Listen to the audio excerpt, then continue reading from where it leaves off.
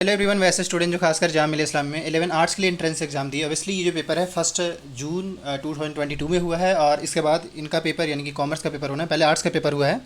पहले हम चलते हैं, एक बार और ऐड कर दें, ये जो क्वेश्चन पेपर है वो सेट बी है, ठीक। और हम इस सेट बी में अगर आप देखेंगे तो सबसे पहले जो है ये आपका पैसेजेज है। आप इस पैसेज को अच्छे से देख लीजिए और इस पैसेज से 4 सवाल हुए हैं। टोटल 4 क्वेश्चन मेरे ख्याल से किए हैं और हम उसके सारे क्वेश्चन के साथ साथ आंसर भी आपको बताते चलेंगे। चलिए चलते हैं बिना टाइम वेस्ट किए क्वेश्चन पे। क्वेश्चन काफ़ी इंपॉर्टेंट भी है। बाकी ये कि जिस भी स्टूडेंट के जितने भी मार्क्स आ रहा है वो कमेंट कर देंगे। कह रहा है most of young children have an internal tribe. First का करेक्ट आंसर जो होगा यहाँ पे, दैट इज मैं आपको पहले दिखाना चाहूँगा ये कि फर्स्ट का जो correct answer that is you to learn about the world के बारे में। और अब आते हैं नेक्स्ट क्वेश्चन पे। कह रहा है when the students compare themselves with their peers. अगर आप इसको स्टेटमेंट को पढ़ेंगे यानी पैसेज को पढ़ेंगे तो आपको ये फाइनली आंसर ऐसे ही मिल जाएगा। कह रहा है दे फील इनफीरियरिटी। अब आते हैं नेक्स्ट क्वेश्चन पे। अगला क्वेश्चन यहाँ पे करे the sole parents can play to help their children is by. मतलब पेरेंट्स किस तरीके से उनको हेल्प कर सकते हैं इसके बारे में बताया जा रहा है। थर्ड का करेक्शन होगा लविंग एंड एक्सेप्टिंग देम, जो भी वो कर रहे हैं और उसी हिसाब से। अब नेक्स्ट क्वेश्चन पे करें some games prepare the children for discipline.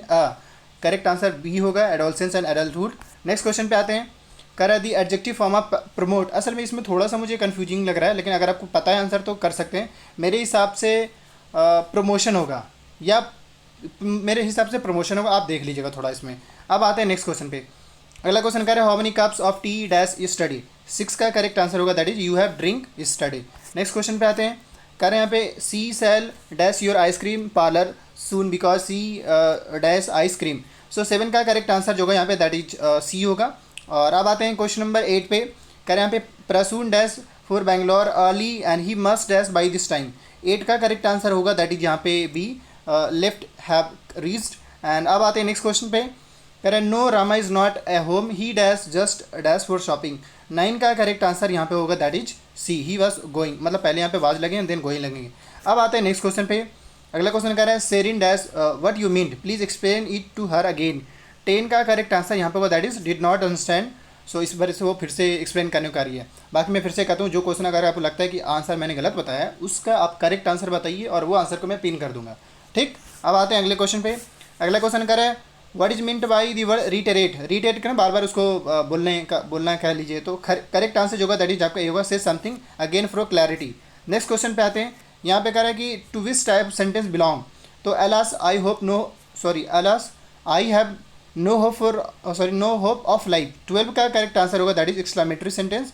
Next question पे आते हैं। कह रहे हैं यहाँ पे which of these an example of affirmative sentence. तो 13 का करेक्ट आंसर जो होगा यहाँ पे that is everyone except this his person. अब आते हैं अगले क्वेश्चन पे। अगला क्वेश्चन यहाँ पे कह रहा है ऑलवेज रिस्पेक्ट योर एल्डर्स। 14 का करेक्ट आंसर होगा यहाँ पे दैट इज इम्पेरेटिव। और अब आते हैं अगले क्वेश्चन पे। नेक्स्ट क्वेश्चन कह रहा है rose by any other name would not smell less sweet. 15 का करेक्ट आंसर होगा यहाँ पे that is the rose by any other name would smell as sweet. Next question पे आते हैं। अगला क्वेश्चन कह रहा है he was a villain he was villain to do such a deed. Interrogative sentence में इसको बदलना है। 16 का करेक्ट आंसर यहाँ पे होगा B he was not a villain to do such a deed. Next question पे आते हैं। कह रहे hurrah we won the competition. Hurrah we won the competition. 17 का करेक्ट आंसर होगा that is B exclamatory sentence. Next question पे आ रहे हैं। कह रहा है do you know where Peter is. ये क्वेश्चन मार्क का सवाल है, तो अगर आप इसमें देखेंगे तो इसका करेक्ट आंसर होगा दैट इज आपका डिक्लेरेटिव सेंटेंस। अब आते हैं नेक्स्ट क्वेश्चन पे। सॉरी डिक्लेरेटिव बल्कि इंट्रोगेटिव होगा क्योंकि वो पूछना चाह रहा है, तो ए जो होगा वो करेक्ट आंसर मेरे ख्याल से। नेक्स्ट क्वेश्चन पे आते हैं। कह रहा है चूज दी ग्रामेटिकली करेक्ट सेंटेंस। इनमें से कौन ग्रामेटिकली करेक्ट सेंटेंस वो आपको बताना है। बेसिकली आपका सी जो है वो करेक्ट है, तो सी जो होगा इसका करेक्ट होगा 19 का। अब आते हैं 20। कह रहा है यहाँ पे भी सेम पहले क्वेश्चन पहले देखिए उसके बाद ये रहा। इसमें से भी आपको सिंपली करेक्ट चूज करना है। तो इसमें से करेक्ट जो आंसर है वो आपका बी है that is the client stop in front of this design a studied each one and then took notes. Next question पे आते हैं। क्वेश्चन नंबर 11 का है the captain said alas our foe are too strong. 21 का correct answer होगा that is the captain explained with sorrow that their foe were very strong. Next question पे आते हैं। Correct teacher said Mrs Indira Gandhi died in 1984। 22 का correct answer होगा that is जहाँ पे the teacher told that Mrs Indira Gandhi died in 1984। और अब आते हैं नेक्स्ट क्वेश्चन पे। अगला क्वेश्चन यहाँ पे कह रहा है इंग्लिश का सवाल। कह रहा है Johnny said I played this game last week. 23rd का करेक्ट आंसर होगा यहाँ पे that is Johnny said that he played that game the previous week. Next question पे आते हैं। कह रहा है आदिति से to Riya please give me a glass of water. कहीं ना कहीं ये रिक्वेस्ट ही हो रहा है मेरे ख्याल से। तो 24 का करेक्ट आंसर होगा दैट इज बी होगा, रिक्वेस्ट, इस वजह से रिक्वेस्ट होगा। नेक्स्ट क्वेश्चन पे आते हैं, कह रहे he said to me do you have a news paper.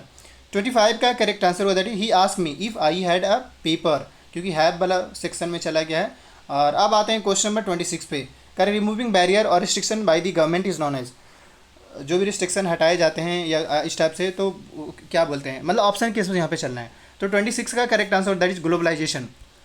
अब आते हैं अगले क्वेश्चन पे, कर identify the largest US automobile manufacture with the production spread over the countries of the world, मतलब यूएस की ऑटोमोबाइल कंपनी बोला है। 27 का correct answer that is Ford Motors है, वो यूएसए कंपनी का है।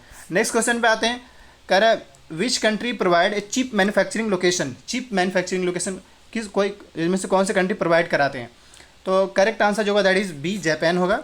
नेक्स्ट क्वेश्चन पे आते हैं, कह रहा है what are different component of the term credit, credit का डिफरेंट मतलब टर्म्स या कंपोनेंट बताना है। 29 का करेक्ट आंसर होगा दैट इज यहाँ पे कोलेट्रल। और अब आते हैं अगले क्वेश्चन पे, कह रहे हैं पे which of the following is an example of collateral, इनमें से कौन जो है कोलेट्रल का एग्जांपल है। 30 का करेक्ट आंसर होगा दैट इज यहाँ पे all of the above, d, livestock, bank deposit सभी होंगे। और अब आते हैं नेक्स्ट क्वेश्चन पे, कह रहे in rural India the main demand for credit is for, credit का सबसे ज़्यादा डिमांड रूरल एरिया में किस चीज़ के लिए है। तो इसका correct answer that is crop production के लिए सबसे ज़्यादा होता है। नेक्स्ट क्वेश्चन पे आते हैं, कह रहा है विच institution issue currency notes on behalf of government of India, इनमें से कौन सा ऐसा इंस्टीट्यूशन है जो currency note government of India के बिहाफ में रिलीज़ करते हैं। तो 32 का करेक्ट आंसर होगा दैट इज आपका आरबीआई होगा। और अब आते हैं नेक्स्ट क्वेश्चन पे, अगला क्वेश्चन कर रहे हैं पे MNREGA was pass in the year, MNREGA कब लॉन्च हुआ था आपको बताना है। तो 33 का करेक्ट आंसर होगा दैट इज 2005 में। नेक्स्ट क्वेश्चन पे देखिए 2005 में आपका आरटीआई भी पास हुआ था, right to information act. Next question पे आते हैं, अगला क्वेश्चन यहाँ पे कह रहा है कि which of the following activity does not belong to the primary sector, इनमें से कौन जो है प्राइमरी सेक्टर के अंदर नहीं आता है। जैसे आपका फिशिंग भी, माइनिंग, बैंकिंग, फॉरेस्ट्री, बैंकिंग जो है ये प्राइमरी सेक्टर में आई थिंक नहीं आता है। 34 का correct answer that is B होगा। और अब आता है अगले क्वेश्चन पे, कह रहा है which among the following so how big the economy of a country, basically GDP आपका डिसाइड करता है। 35 का correct answer that is B होगा।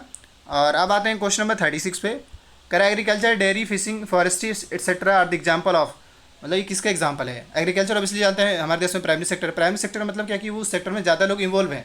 36 का correct answer that is B होगा, प्राइमरी सेक्टर। और अब आते हैं अगले क्वेश्चन पे, IMR infant mortality rate indicate the number of children that die before the age of. 37 का करेक्ट आंसर होगा दैट इज 1 ईयर। अब आते हैं नेक्स्ट क्वेश्चन पे, कह रहा है which agency issue world development report, world development report कौन सी एजेंसी रिपोर्ट करते हैं बताते हैं। तो करेक्ट आंसर जो है दैट ये का वो वर्ल्ड बैंक होगा। और अब आता है अगले क्वेश्चन पे, कह रहे HDI human development index refers to. 39 का करेक्ट आंसर होगा that is life expectancy. Next question पे आते हैं, कह रहे हैं यहाँ पे what will be the top priority in the development goal of landless labourer. 40 का करेक्ट आंसर होगा यहाँ पे that is more days of working and better wages.